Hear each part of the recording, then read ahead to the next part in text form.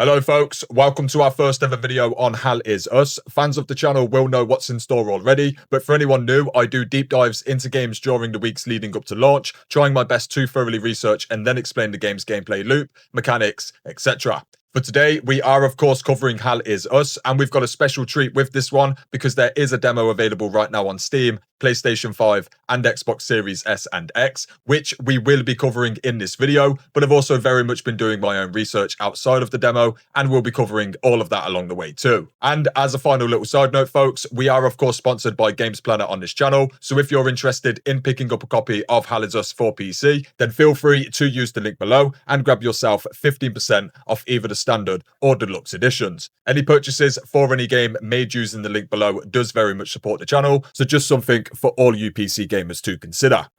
So, to start us off, we will briefly cover exactly what this game is. Hal Is Us is an action-adventure game developed by Rogue Factor, and it is releasing on the 4th of September 2025, being this year. It borrows some elements from action RPGs and or Souls-likes, but it's certainly not either genre, and other than some similarities with combat, this game has practically zero Souls-like elements. The game is set in a fictional country named Hadia, which is essentially a theatre of war between two factions named the Sabinians and the Palamists, and it's also infested with supernatural beings following a somewhat recent calamity. We play as a man named Raimi on our own personal quest to essentially locate and find our parents. There is tons more to it than this, but that is about the basic setup for now. In regards to the gameplay loop, as previously mentioned, this game is devoid of almost any Souls-like elements. We have no resource to acquire, drop, and potentially lose upon death. We have no bonfire/checkpoint locations to unlock, rest at, reset enemies, etc. And as far as I can tell, there is no character leveling or skill tree. And the game is very light on RPG elements in general. The game is split pretty much 50-50 in regards to actual gameplay. Half of the game you'll spend investigating clues, navigating through quests, and solving puzzles, whilst the other half centers entirely around the combat, which is where the Souls-like and action RPG elements can be seen. To touch on combat first, we have health, stamina, and a third resource bar that is required to use certain attacks, such as charged heavies. The most interesting aspect of the resource bars would be endurance, shown right here with this little white line. Basically, endurance is the white line, health is the red bar, and stamina is the green. Your endurance is dictated by your current health, so if you take damage, your endurance will decrease, and endurance dictates your maximum stamina, essentially meaning the less health you currently have, the less maximum stamina you'll also have available. Outside of this, we have light and charged heavy attacks, dodging, blocking, and parrying, as well as a range of different skill slots available, and those skills can essentially be found when exploring the actual game, but we'll cover that a little bit more later on. Another unique mechanic during combat would be self-healing. Essentially, whilst attacking, you'll build up this white energy, and after a brief moment of not attacking, you can press a button in time with this white ring to replenish a chunk of your health, and the amount recovered is based entirely on how much damage you dished out. Between all of these mechanics, the combat did feel quite fun. I haven't spent long enough with it, or been able to really see what it's fully capable of, so I can only base this assessment on quite a small amount of content, but from what I've seen and experienced, it does have quite a bit of promise. It's certainly not groundbreaking, but it felt smooth, well fleshed out, and most importantly, fun. Now, in regards to the investigation side of gameplay, this will involve speaking with many different NPCs, collecting clues and items along your journey, and being aware of your surroundings and any other potential hints and clues. There are various different puzzles, both short and long, whilst the entire game itself can also be looked at as one big puzzle to solve. Instead of quest markers, you'll instead have to pay attention to directions and advice that NPCs give you, or that you may stumble across via a note or wall inscription, etc., with the journal not often making notes of these hints and clues, meaning you will have to be quite switched on and paying attention almost all of the time.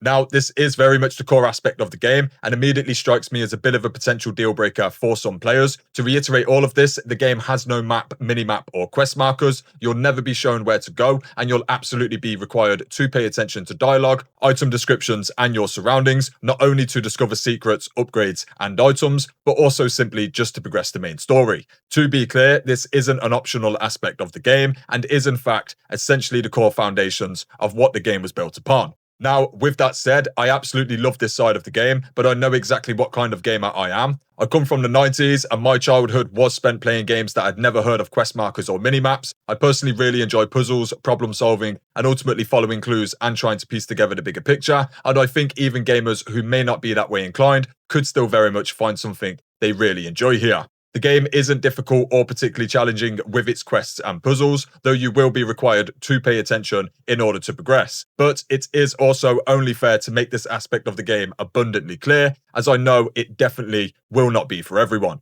Now, in terms of character progression, as mentioned before, we do not have a leveling system or skill tree. However, we do have a few options here and there. Within the loadout screen, we have 2 weapon slots, but I've no idea how many weapon types or overall weapons are within the game. We can at least see 4 different types here, but there's possibly more and very likely to be plenty variations of at least these 4 weapon types. Additionally, weapons do have tons of stats, whilst they can also be leveled by using them in combat, and the grade can be upgraded at a blacksmith. And then finally, they do also have 3 glyph slots down here, which can be used to add various different buffs and effects. So there is quite a bit going on with the weapons. Next to this, we have active and passive relics. I haven't managed to find much on these just yet, but I would expect significant character upgrades, possibly even affecting combat with skills or abilities, because we also have defensive gear, which for the most part look to work exactly like accessories would, giving simple buffs and passive effects. And then below all of this, we have a total of 8 item slots with a range of various different consumables. As a side note, these are not replenished upon resting, as there is no resting mechanic within the game, but instead these items will be found along your journey and you'll be required to manage your use of them. Now, in regards to character abilities, we have 4 available slots for our weapons and 4 available slots for our drone, making 8 slots in total. There isn't all that much known about this just yet, but 8 slots would be a good sign in my opinion. Overall, there is certainly enough going on here to add some variety to players' builds. It doesn't appear to be as deep as action RPGs or Souls-like games would be, but there is still enough here to get the job done. Now, the datapad you use in-game is essentially your in-game menu. You can use it to access your inventory, loadout, look at your current investigation and clues, manage your drone, etc. It's actually quite well laid out, and navigating through was simple and easy, which might not sound like much, but I've played enough games with poorly thought out user interfaces to appreciate a solid and clean one when I do see it. You'll basically be using this to manage absolutely everything you do, and given how often you'll likely return to check over clues and notes you've picked up, it is worth knowing that navigating through your collection of information isn't a slog or an overly complicated endeavour. Now, to touch on some other factors very quickly, enemy design felt like it could be lacking. I've watched some footage here and there from portions later on in the game, and 2 things do definitely stand out, which would be the lack of enemy variety and an overly absurd volume of enemies within the world. Combining these 2 factors could lead to combat becoming very repetitive very quickly, but of course, we won't truly know more on this until we do see more of the game. The game seems to be semi-open world, giving you somewhat large open areas to explore, but they are not interconnected and will require you to quote-unquote fast travel before being able to explore them. There are no missions, and it would appear you can travel back and forth between these regions whenever you like. My final summary on Hal Is Us would be this: the game strikes a practically 50-50 blend between action and puzzles, likely allowing itself to appeal to both types of fan bases. I feel it offers just enough in both areas to satisfy most who come for that specific element, whilst the other side of it is presented in such a way where it isn't overwhelming or tedious. What I mean by this is the combat did not feel extremely hard at any point of playing, and it actually felt far more forgiving than what I've come to expect from the range of action RPGs and Souls-likes I've played. So the players who do come for the puzzle elements shouldn't be too overly punished by the combat, and may actually find it a solid entry point into playing more action RPG or Souls-like games. And then this goes the other way too, as the investigation and puzzle solving also did not appear to be too difficult, and players who come for the combat experience will not be punished in terms of investigating, and also may actually find this game to be a solid entry point into investigation or puzzle solving games.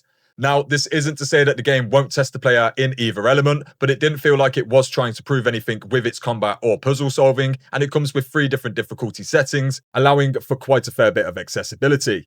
Overall, it felt like a solid love letter to the games of old, where the developers did not hold your hand and you were trusted to persevere and figure it all out by yourself. And I think a lot of gamers will appreciate and come for this reason alone. It definitely will not be for everyone, but the demo does a very good job of showing you exactly what the game has to offer. So my final words would be, if this has even slightly piqued your interest, then go ahead and download the demo and try it for yourself. As mentioned before, use the link for Games Planet below if you would like 15% off either the standard or deluxe editions, and any games purchased using the link below does very much support myself and the channel. Anyway, that would be it for this one, folks. I do of course have a range of guides and news videos on the channel already, so do feel free to stop on by and check things out. But otherwise, thanks for watching, folks, and until next time, peace.